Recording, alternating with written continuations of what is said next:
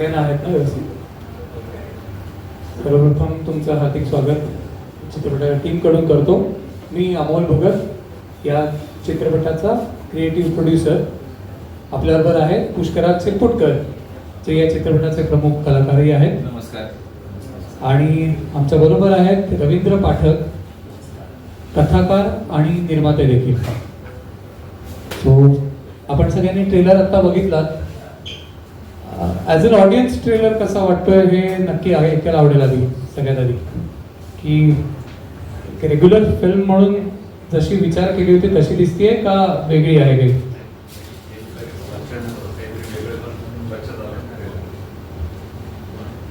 एक दोन डिफरन्स वाटले त्याच्यामध्ये. पूर्वीचा असलेला आपला पारंपरिक आणि नवीन याच्यामध्ये गेलेला जो हे आहे ॲक्टर, त्याच्यामधला जो काही त्याने केलेला बदल त्याच्यामध्ये एक जाणवलं केलं. पूर्वीच्या काळामध्ये आपण समर्थांना किंवा यांना मानणार आणि नवीन मॉडर्न याच्यामध्ये गेल्यानंतर तो त्याचे जे काही ड्रीम्स असतील ते अचीव करण्याचा प्रयत्न करत असतात. सो सगळ्यात आधी मी रवी सरांना माईक देतो आणि कथाकार म्हणून आणि निर्माते म्हणून त्यांची काय भावना होती या फिल्मच्या मागे हे आधी आपण जाणून घेऊया आणि मग तुमच्या प्रश्नांना उत्तर देऊ. जय जय रघुवीर समर्थ. सर्वांचे मनपूर्वक धन्यवाद. तुम्ही सर्व मंडळी एवढ्या मोठ्या संख्येने आज समर्थ या चित्रपटाच्या विषयी जाणून घेण्यासाठी आलेला आहात. यावरूनच तुमची समर्थ या तत्वावरती देखील किती श्रद्धा आहे हे देखील मला कळत आहे. या चित्रपटाचं कथानक साधारणतः 15 वर्षापूर्वी माझ्याद्वारे लिहिलं गेलं. मी रामदासी संप्रदायाचा आहे, ब्रह्मचैतन्य महाराज गोंदवलेकरांचा अनुग्रहित आहे. तसा पेशाने मेकॅनिकल इंजिनियर आहे. माझी एक इंडस्ट्रियल इंजिनिअरिंगची एक छोटी फॅक्टरी आहे. हे करत असताना आपल्या गुरुचं तत्त्वज्ञान समाजामध्ये तरुणांपर्यंत कसं न्यावं यासाठी माझी सतत धडपड चालू असते. त्या धडपडीमध्ये मी रामकथाच्या द्वारे लोकांना प्रबोधन करतो. मनाचे श्लोक माझे G24 तासवरती बरेच प्रसिद्ध झाले होते. बरीचशी पुस्तकं लिहिली गेली.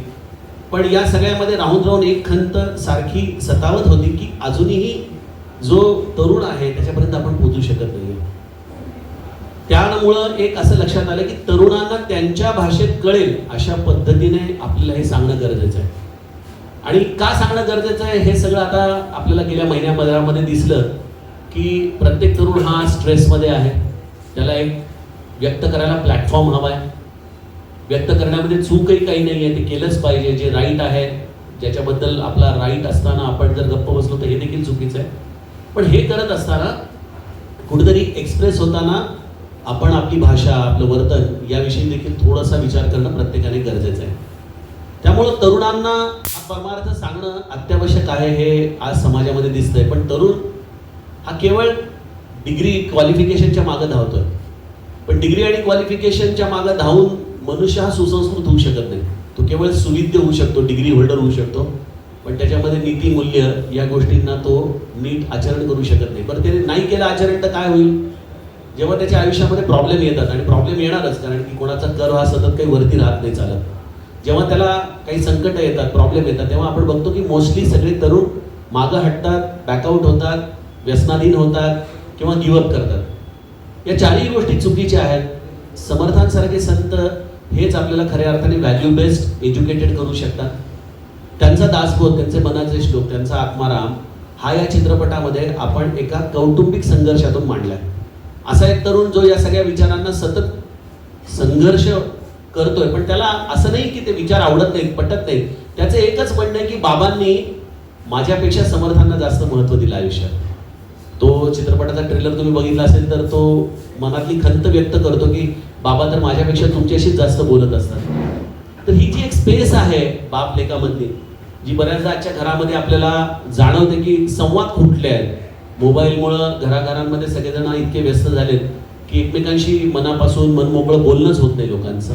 आणि तसाच काहीसा या कथेचा आपल्याला गाभा दिसतो की ज्याच्यामध्ये हे रिलेशन स्ट्रेच होत जातं आणि मग एका टप्प्यावरती समर्थ विचारच कसं या रिलेशनला परत जोडतात, असा एक फार सुंदर रोमांचक असा हा प्रवास या चित्रपटामध्ये आपण दाखवला. या चित्रपटामध्ये भूषण प्रधान हा मुख्य भूमिकेत आहे. समर्थ हे त्याचं नाव आहे. इथं हा चित्रपट बायोपिक नाही आहे, हा कुठल्याही संताचा जीवनपट आपण दाखवलेला नाही, हा विचारपट आहे. आणि हा त्यामुळे युनिक आहे. कारण आपण बघतो आजच्या काळामध्ये अनेक आध्यात्मिक किंवा आम्हाला अनेक पत्रकार हाच प्रश्न विचारतात की आत्ता काही चित्रपटांना जे यश मिळालं त्यामुळे तुम्ही प्रेरित होऊन असा चित्रपट काढला का? तर हा चित्रपट एकतर मी तुम्हाला म्हटल्याप्रमाणे 12 वर्षापूर्वी लिहिला गेला आणि याचं प्रोडक्शनही जवळजवळ 1.5 वर्ष झाले चालू आहे. या चित्रपटावरती कोणाचीही छाया नाही आहे. मी स्वतः जास्त चित्रपट बघत नसल्यामुळं हे सगळं ओरिजिनल कंटेंटच मी घेऊन आलो आहे. आणि मला वाटतं हा पहिला चित्रपट असेल कदाचित, if I am not wrong Amol can correct मी, पण संतांच्या विचारावरती आधारित हा पहिला चित्रपट आहे. त्याच्यामध्ये विचार हा प्रधान ठेवला. आणि संत देखील देहधारीच असतात, शेवटी त्यांचा देह पडतोच, त्यांचं समाधी स्थान आहे, सगळं आहे, त्याची पूजा अर्चा होणं, नमस्कार होणं हे सगळं ठीक आहे. पण खरा संत सापडायचा असेल तर जगद्गुरु तुकारामांना शोधायचं असेल तर गाथा शोधली पाहिजे, नाथांना शोधलं पाहिजे असेल तर भागवत शोधलं पाहिजे. तसं आमच्या समर्थांना जर बघायचं असेल तर दासबोध, आत्माराम, मनाचे श्लोक अभ्यासले पाहिजे, त्यामध्ये समर्थांचं दर्शन आहे. त्यामुळे विचार हा व्यक्तीपेक्षा मोठा आहे आणि त्यामुळे आम्ही या चित्रपटाला विचारपट केलेला आहे, व्यक्तिपट नाही केलेला. सज्जनगडाचे काही चित्रीकरण झालेलं आहे? हो, यामध्ये पूर्ण गाणं सज्जनगडामध्ये चित्रित झालेलं आहे. आणि सज्जनगडाचा यामध्ये आम्हाला फार ॲक्टिव्ह हेल्प आहे. सज्जनगड संस्थान आणि सज्जनगडचं समर्थ सेवा मंडळ या दोघांनीही या चित्रपटाला भरभरून आशीर्वाद दिले, प्रोत्साहन दिलं. त्यामुळं यात सज्जनगड दिसतोच आपल्याला. त्याचप्रमाणे आम्ही यामध्ये जी महाराष्ट्रामध्ये आप्पासाहेब धर्माधिकाऱ्यांनी उभारलेली चळवळ आहे बैठक, त्याचा देखील परामर्श घेतला आहे की बैठकीतून मनुष्याचं वृत्त्यंतर कसं घडतं, निर्व्यसनी कसा होतो तो, हे देखील आपण म्हणजे समर्थ संप्रदायाचे जे वेगवेगळी अंग आहेत, पुढे बैठकीच्या आधाराने करताय. संभाजी भिडेंसारखे एक अत्यंत निष्ठावंत समर्थसेवक हे बलोपासनेच्या दृष्टीने समर्थसेवा करतायत. सज्जनगड हे ज्ञानोपासना करतायत. तर या अशा सगळ्याच अंगांना आपण या चित्रपटामध्ये न्याय दिलेला आहे. गेल्या 12 वर्षांपासून 12 ते 15 वर्षांपासून देशात आणि महाराष्ट्रामध्ये एक विशिष्ट विचारांची धर्माची अशी एक विचारसरणी मोठ्या प्रमाणावर होत आणि त्यामुळे धर्मवीर असेल किंवा यावरील जोशींनी काढलेला समर्थार स्वामी असेल, त्याच विचाराला अनुसरून याचा व्यावसायिक फायदा व्हावा म्हणून तुम्ही हा विचार केला आहे.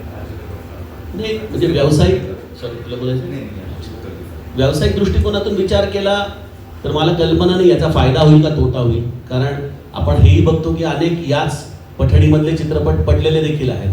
त्यामुळं हा सगळा मायबाप प्रेक्षकांच्या हातातला प्रश्न आहे.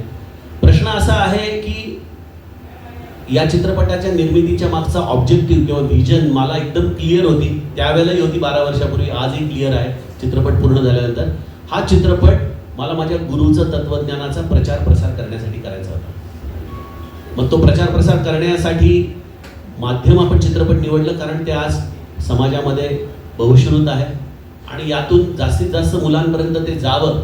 आणि त्यातून काही मंडळी जरी पुनश्च एकदा अंतर्मुख होऊन दासबोध, मनाचे श्लोक याकडे वळले, कारण की या शिक्षण व्यवस्थेमध्ये या सगळ्या गोष्टींना आपण जाणता दुय्यम स्थान आलेलं आहे. पण याच गोष्टी खरं तर समाजाला बांधून ठेवणाऱ्या तारक आहेत. त्यामुळे हा एक आपण अटेम्प्ट केलेला आहे.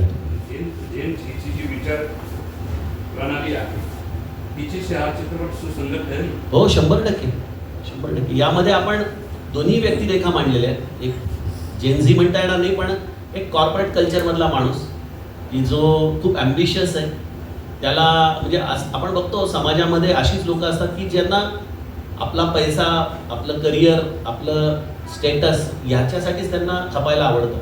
चूक आहे असं नाही आहे, पण अशा पद्धतीने जीवन जगताना एक पोकळी आतमध्ये निर्माण होत राहते आणि ती पोकळी कधी ना कधीतरी आयुष्यामध्ये फेस करावं लागतं. मग काहीतरी तुमचं नोकरी जाईल, बिझनेसमध्ये अडचणी येतील, तब्येतीचे काही इश्यू होतील आणि जेव्हा ही पोकळी येईल त्यावेळेला जर ते फेस करण्याची ताकद नसेल तर ते कोलॅप्स होतं. आणि हे आपण वारंवार वर्तमानपत्र उघडले की आपल्याला दिसतं. मोठे मोठे प्रतिष्ठित मंडळी देखील यापासून वाचलेले नाही आहेत. तर या आतून जर त्याची ताकद असेल आध्यात्मिक, तर त्याच्याकडे तेवढी चिवटपणा असेल, रेझिलियन्स असेल, जो आमच्या समर्थांनी आम्हाला शिकवला आहे. बघा, या संताचं काय कौतुक करावं. 17व्या शतकामध्ये आग्र्यापासून ते दक्षिणेपर्यंत 1200 मठ या संतांनी स्थापन केले. एकाही मठावरती तो मठपती झाला नाही. एवढं सगळं स्थापन करून ते डेलिगेट केलं, लोकांना त्यांचे SOPs लिहून दिल्या. म्हणजे मी हे सगळं आजच्या भाषेमध्ये बोलतो आणि या SOPच्या आधाराने आजही ते मठ चालू आहेत. मला वाटतं मॅनेजमेंट बाय डेलिगेशनचा अजूनही दुसरा काय आदर्श असला पाहिजे? सीईओ ही जी आपण पद म्हणतो त्याला आमचे समर्थ महंत म्हणायचे. त्या कंपनीचे एसओपीज काय असायला पाहिजे ते समर्थांनी लिहिलेले आहे. तर या सगळ्या गोष्टींचा विचार केला तर समर्थासारख्या संताला आम्ही महाराष्ट्राच्या भूमीमध्ये मला असं वाटतं की काही विशिष्ट चौकटीमध्येच बांधून ठेवलं. त्याला त्याच्या पलीकडे यूज दिलं नाही आपण. खरं तर तो सूर्य आहे, त्याला काय आम्ही सूर्य कितीतरी ढग आले झापडला गेला असं म्हटलं तरी तो जात नाही, तो तिथंच असतो. पण त्या सूर्याचं प्रकाश न मिळाल्यामुळं कमजोरी आपल्याच अंगात येते, डी व्हिटॅमिन आपलंच कमी होतं. हा चित्रपट आम्ही यासाठी केला की समर्थांना मोठं करण्याचा प्रश्न नाही, समर्थांना एका विशिष्ट चौकटीत बांधल्यामुळं त्यांचे बरेचसे विचार समाजापर्यंत येत नाही आणि त्या विचारांच्या अभावी समाज आज हा फार विकृत पद्धतीने कित्येकदा व्यक्त होतो. या विचारांचा जर लाभ कोणाला घेता आला, आपण काही कोणाला बदलू शकत नाही, पण निदान हा एक मार्ग असू शकतो, ही दिशा नक्कीच हा चित्रपट दिली. याचा मुख्य उद्देश हाच होता का, विचारावर चित्रपट काढण्याचा? 100% आम्हाला विचारांवरच चित्रपट काढायचा होता. यामध्ये कुठलाही चमत्कार नाही या चित्रपटात. या चित्रपटामध्ये समर्थांचं दर्शनही होत नाही, फक्त त्यांचा विचार प्रवाह आपल्याला मागून बॅकग्राऊंडला जसं एखादं म्युझिक असावं ना, त्याप्रमाणे तो विचार कळत नकळत धावत राहतो आणि पिक्चर संपल्यानंतर मनुष्य केवळ एक एंटरटेनमेंट झाली, बाबा 2 तास चला पॉपकॉर्नचं पाकिट टाका आणि निघा, असं या चित्रपटातून निघू शकत नाही. तुम्ही carry something with him. Sir, तुम्ही म्हणालात की समर्थांच्या विचारांना किंवा समर्थांच्या व्यक्तिमत्वाला पूर्णपणे चौकटीत बांधून टाकलं. कोणी बांधलं बरं? नाही, समाजामध्ये कसं आहे ना, प्रत्येक गोष्टीचे बघण्याचे दृष्टिकोन असतात. आपण ते दृष्टिकोन बरोबर का चूक हा विषय आपला नाहीये, पण हे दृष्टिकोन बऱ्याचदा पूर्वग्रह दूषित असतात. एखाद्या वस्तूला बघा असं आहे की एखादी वस्तू मला जशी दिसते तशीच तुम्हाला दिसली पाहिजे असं काही नाही, कारण की जे माझे संस्कार आहेत किंवा ज्या पद्धतीने माझे अनुभव आलेले आहेत त्याच पद्धतीने मी त्या वस्तूकडे बघत राहतो. अनफॉर्च्युनेटली समर्थांसारखा संत हा कोणाचा तरी गुरु होता, या एका विधानापायी त्यांना चौकटीत बांधण्याचा प्रयत्न झाला. समर्थ बोल्यावरून पळून गेले, पण या गोष्टीच्या मागचा त्यांना अर्थ कळत नाही की प्रपंच त्यांनी केला, पण तो विश्वाचा प्रपंच केला. कारण लहानपणीच ते म्हणाले होते, याच टाकळीला चिंता करीतो विश्वाची चिंता करणारा तो संत होता. पण काय होतंय की या सगळ्या गोष्टींचा आवाज फार बारीक आहे आणि नको त्या वृत्तींचा आवाज फार मोठा आहे. त्यामुळे चौकट कळत नकळतपणे समाज बांधून घेतं, पण कसे संत बांधला जात नाही, समाज बांधला जातो. तुम्ही त्या प्रश्नाचा संदर्भ घेतो की गुरु आणि याची परंपरा जी ते म्हणतात की त्याच्या संदर्भात अनेक या गोष्टी झाल्या. छत्रपती शिवराय आणि या संदर्भातली खरी भावना काय आहे? नाही, याची 2 पद्धतीने उत्तरं देता येतील. नंतर मग फार वरच्या सुप्रीम कोर्टापर्यंत निकाल जाऊन शेवटी काय लागलं निकाल, सगळे संदर्भात काय आले, मग असे विचार का समाजामध्ये सातत्याने रुजवले जातात? जर गुरु नाही तर गुरु नाही म्हणाला आधुनिक मंडळी काही मंडळी मान्य करत नाही. कसं आहे, झोपी गेलेल्या माणसाला जागा करता येतं. सर, हा झोपी जाणं वगैरे हा विषय नाही. मूळ काय आहे त्या मुळात मूळ सांगतो ना मी तुमच्या प्रश्नाकडे येतो. पहिले तर मी माझ्या वैयक्तिक पातळीवर उत्तर देतो की शिव आणि समर्थ हा योग होताच. शिव आणि समर्थ हा योग टाळण्यासारखा नाहीच आहे. बघा, एकमेव असा किल्ला आहे छत्रपतींच्या राज्यातला की जो एका संताला दिला गेला. बाकी सगळे किल्ले आज सरकार जमा आहेत, सगळे किल्ल्यांवरती छत्रपतींचा सहवास आहे. हा आपल्या गुरुला दक्षिणा म्हणून दिलेला किल्ला सज्जनगड आजही मोठ्या अभिमानाने सातारा जिल्ह्यात उभा आहे. याच्यापेक्षा अजूनही दुसरा पुरावा मला इतिहासामध्ये असं म्हटलंय की ते दोघं बरोबर समानता नाही, कुठंच नाही असं इतिहास म्हणतोय. म्हणजे बघा, मी तुम्हाला मी अगदी कालगणनेच्या नुसार जरी गेला तर 1608 मध्ये समर्थांचा जन्म आहे, 1628 मध्ये छत्रपतींचा जन्म आहे, 1680 मध्ये छत्रपतींनी देहावसन झालेलं आहे आणि 1682 मध्ये समर्थांचं देहावसन झालेलं आहे. म्हणजे हा कालावधी हा संपूर्णपणे ओव्हरलॅप आहे, संपूर्णपणे ओव्हरलॅप आहे. यामध्ये कोणी मनुष्य असं म्हणू शकत नाही की यांचा एकमेकांशी संदर्भ आला नाही. दुसरी गोष्ट, त्या काळ असा होता की जसं आजच्या काळामध्ये आपण भारताचे गुप्तहेर स्वतःची ओळख दाखवून काही ढोल पिटवत मी भारताचा गुप्तहेर आहे म्हणून सांगत नाही. ती समाज व्यवस्था अशी होती की त्याचे ट्रेसेस देखील मागे ठेवणं चुकीचं आहे. त्यामुळे या सगळ्या गोष्टींना मी माझ्या वैयक्तिक पातळीवर जे मानतो ते माझं वैयक्तिक मत आहे. मी काही इतिहास संशोधक नाही, किंवा मी काही सुप्रीम कोर्टामध्ये लढलेला वकील नाही. हा, पण मी आता तुमच्या प्रश्नाचं उत्तर देतो. समर्थ छत्रपतीचे गुरु होते की नाही हा ऐतिहासिक संशोधनाचा भाग आहे. त्याच्यासाठी लोक आहेत, ते त्यांच्या पद्धतीने काम करतात. पण समर्थांचे विचार जर तुम्ही तुमच्या जीवनात उतरवले तर तुम्ही तुमच्या क्षेत्रामध्ये छत्रपती होऊ शकता. तुम्हाला तिथं कोणीही थांबवू शकत नाही. आणि हे मी स्वतःच्या अनुभवाने बघितलं आणि मला लक्षात आलं की अरे आपली तर फारच किरकोळ उपासना आहे समर्थांची, पण एवढ्या किरकोळ उपासनेमध्ये समर्थांनी जर आपल्याला हा मार्ग दाखवला तर ज्यांनी खरंच आयुष्य याच्यावरती ओवाळून टाकलं अशा लोकांना तर किती उत्कर्ष झाला असेल जीवनामध्ये. तर यामुळे एक गोष्ट लक्षात घ्या की तुकारामांचा एक अभंग आहे की नाम घेता वाया गेला ऐसा देखीला ना ऐकिला. तसं तेच माझ्या समर्थांनी सांगितलं, राम नाम घ्या, रामाची भक्ती करा. तो कसा वाया जाईल बरं? आपण संतांना अशा चौकटीमध्ये बांधू नये, ही चूक आहे. आणि महाराष्ट्राने आपल्या खरं तर बघा भारतामध्ये एकमेव अशी भूमी आहे जिथं संतांची मांदियाळी आहे. आणि वी आर सो फॉर्च्युनेट की एवढं मोठं हेरिटेज आपल्याला मिळालं. मला वाटतं आपण या सगळ्या गोष्टींचा लाभ घ्यावा आपलं जीवन. आणि त्या संतांच्यामुळेच कदाचित आज महाराष्ट्र GDP मध्ये पुढे आहे, टॅक्सेशन मध्ये पुढे आहे, सगळ्या गोष्टींमध्ये आपण पुढे आहोत. तुम्हाला काय वाटतं?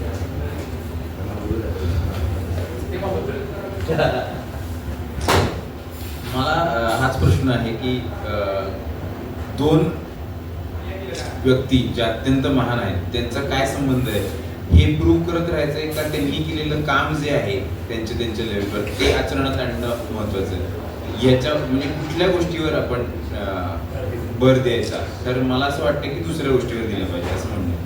दुसरी गोष्ट म्हणजे सगळ्यात मजेशीर गोष्ट आज मला जी जाणवली आणि मला हे हवंय की हे विधान यावं बाहेर, की टाकळीच्या गोमय मारुती देवस्थानामध्ये जिथे समर्थांचं वास्तव्य होतं 13 वर्ष, तिथे पहिली फ्रेम कुठली असेल तर ती भारताच्या संविधानाची आहे. भारताच्या संविधानाची आहे. त्यामुळे मोठी फ्रेम आहे. याचा मी फोटोही काढलेला आहे. आणि तुम्ही नाशिक वासी आहात, तुम्ही टाकळीला जर गेलात तर पहिले संत कुठल्याही संतांच्या वाङ्मयाच्या आधी किंवा रामदास स्वामी समर्थ रामदास स्वामी यांचं गुणवर्णन करण्याच्या आधी भारताचं संविधान आहे. आणि भारताच्या संविधानामध्ये तुम्हाला काय वाटतंय त्याचा अधिकार तुम्हाला आहे, मला काय वाटतंय याचा अधिकार मला आहे. पण गंमत अशी आहे की को एक्झिस्ट करणं, एकमेकांबरोबर राहणं ही मजेशीर गोष्ट आहे. We can agree to disagree on something. पण हे सगळे विचार आता कोणीतरी म्हटलेलं आहे आणि तो माणूस मला पटत नाही म्हणून आचरणात आणायचे नाहीत, हे चुकीचं आहे. मी माझ्या पातळीवर जाऊन मला सगळे धर्म सारखे वाटतात आणि मला जर अगदी याच्यात जर असेल की कुठल्या तरी वेगळ्या धर्मातल्या माणसाने काहीतरी चांगली ओळ जर लिहिली असेल तर ती मी माझ्या आचरणात आयुष्यात जर आणत असेल आणि त्याच्यात मला फायदा होणार असेल की आता काय एक साधं गाणं आहे स्वदेश मधलं, जे खूप वर्ष माझ्या बरोबर आहे. आता स्वदेश मधलं गाणं आहे रामायण म्हणजे हे होतं जो खेळ होतो ना नॉर्थ मध्ये, तर काय म्हणतात दशावतार सारखा खेळ असतो, तो सगळं रामायणाचा खेळ होतो. त्याच्यामध्ये एक पलपल हे भारी असे गाणे, त्या गाण्याचं म्युझिक दिलं AR रेहमाननी. AR रेहमाननी. मी आता काही पुढचं बोलत नाही. त्याचे लिरिसिस्ट आहेत जावेद अख्तर आणि ते म्हणतायत देख तचके पाप रावण राम तेरे मन में.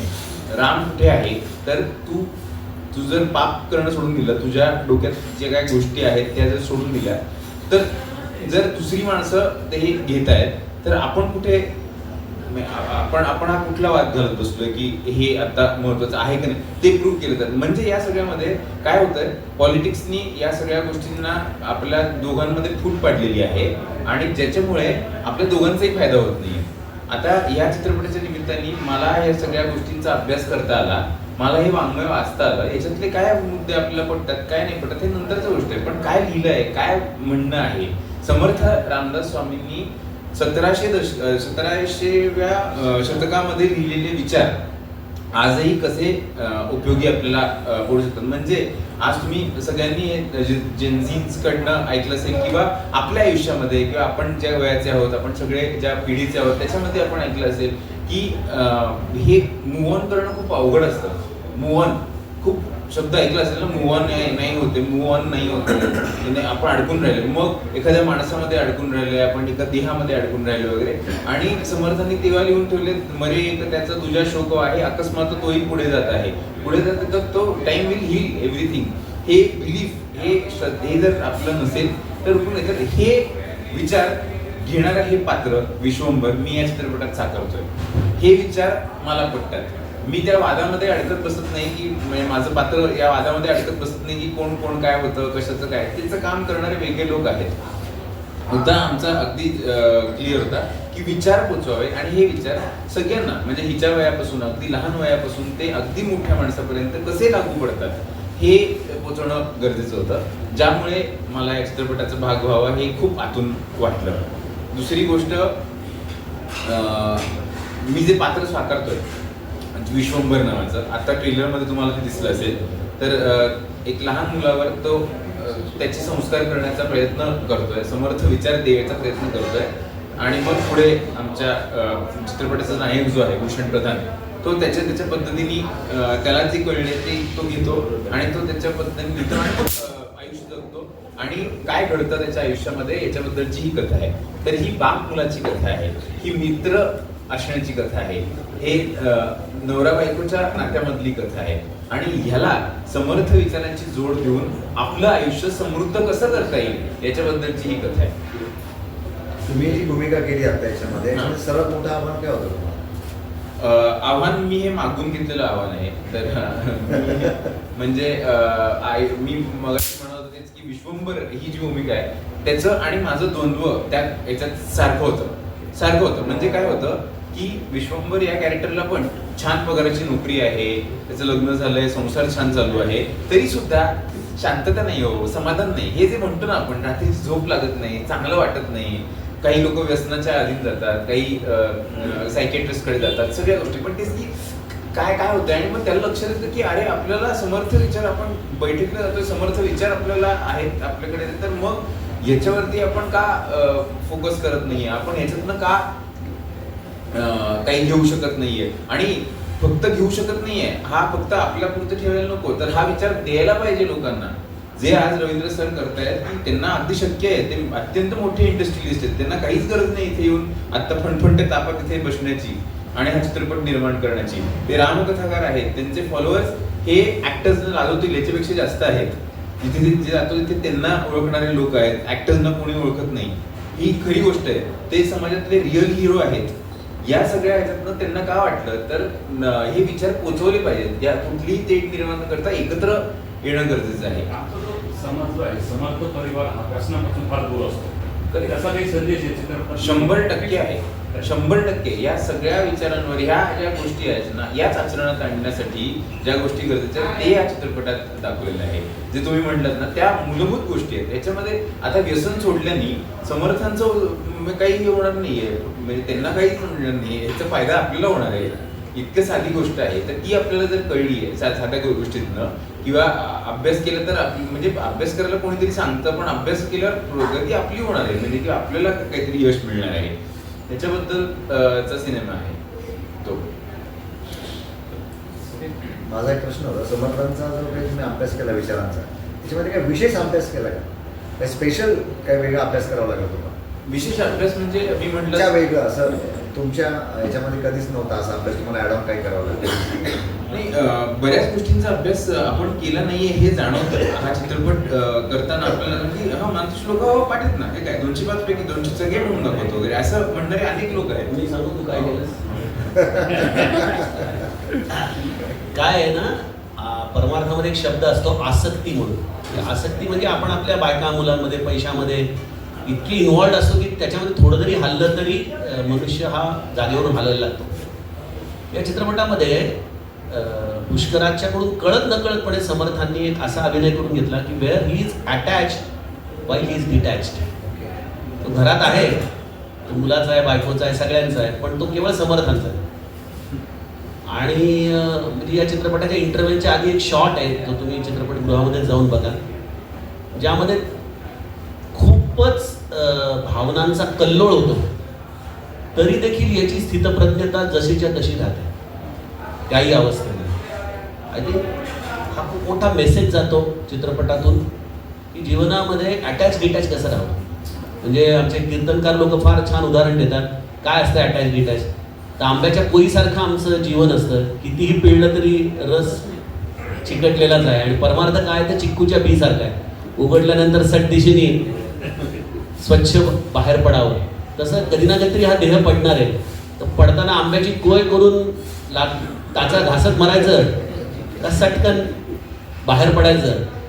तर ही जी अटॅच डिटॅचमेंटची जी वृत्ती आहे ना, ती तुम्हाला हा मुद्दा तुम्ही नोट करा आणि पुष्कराच्या त्या ॲक्टिंगकडे बघा. कदाचित त्यालाही त्याची जाणीव झाली नसेल, पण या चित्रपटाची अनेक आवर्तनं केल्यानंतर नेमकं समर्थाने काय जादू केली या चित्रपटात, काय काय त्या दासबोधातले असे अनेक खूप सूक्ष्म सूक्ष्म रहस्य कशी वरती आलेली आहेत ती चित्रपटामध्ये दिसतात. नाशिकच्या पत्रकारांच्या वतीने तुम्हाला शुभेच्छा. हो. आणि आमचं एक तुमच्यात काही बदल झाला का?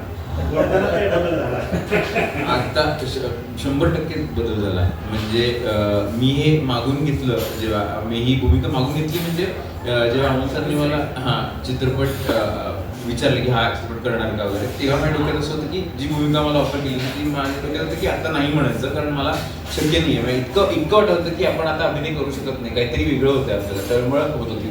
आणि ती करताना हे ज्या सगळ्या विचार जे माझ्या आता सरांनी सांगितलं की काही गोष्टी त्या रिअलाइज पण झालेली आहेत.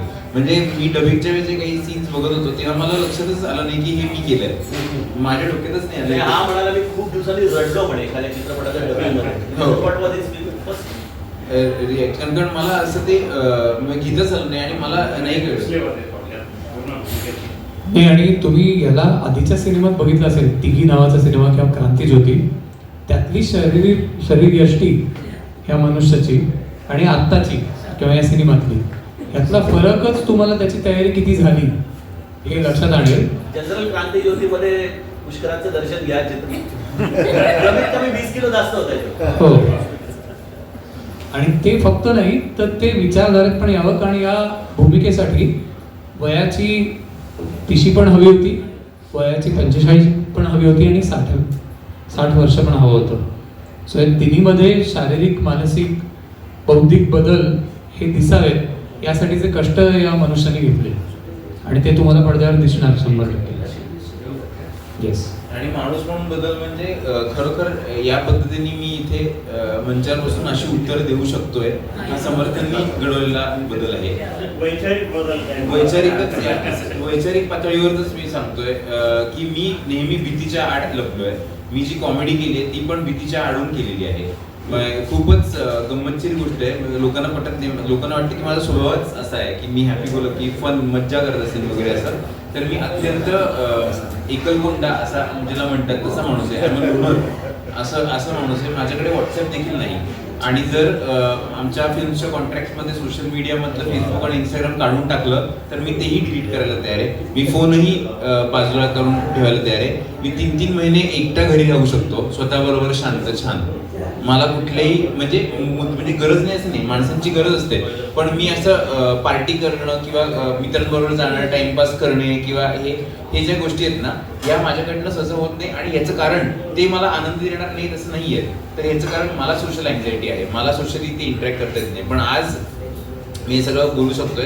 तर तुम्ही आता माझे इंटरव्ह्यूज काढून बघितले आधीचे, तर तुम्हाला कळेल की मी फक्त टाइमपासच केलेला आहे. आणि ती टाइमपास करणं ही माझी वृत्ती ह्याच्यामुळे आहे की ज्याला डिफेन्स मेकॅनिझम आपण म्हणतो. तर हा मूलभूत फरक झालेला आहे माझा. 4 महिन्यांपूर्वी पाहिलेला चेहरा क्रांतीज्योतीच्या वेळेस अधिक सात्विक वाटलं. नाही, धन्यवाद. 100% आहार बदललेला आहे, सात्विक झालेला आहे, विचार झाले. शेवटचं आवाहन करतो. समर्थ हे नाशिकचे आहेत, टाकळीचे आहेत. नारायणाचा समर्थ टाकळीमध्ये घडलेला आहे. त्यामुळं ही नाशिकवासियांची मला तुम्हा सगळ्यांना विनंती आहे की नाशिकवासियांनी जर हा चित्रपट उचलून धरला नाही तर कोणी धरायचा. त्यामुळं हे भावनिक आव्हान समजा किंवा तुमची मॉरल रिस्पॉन्सिबिलिटी समजा. समर्थ आपले सगळ्या महाराष्ट्रामध्ये, आणि आम्ही हा चित्रपट पुढे जाऊन हिंदीमध्येही करणार आहोत, देशामध्ये देखील आपल्या समर्थांचं नाव दुमदुमलं पाहिजे ही तुम्हाला विनंती.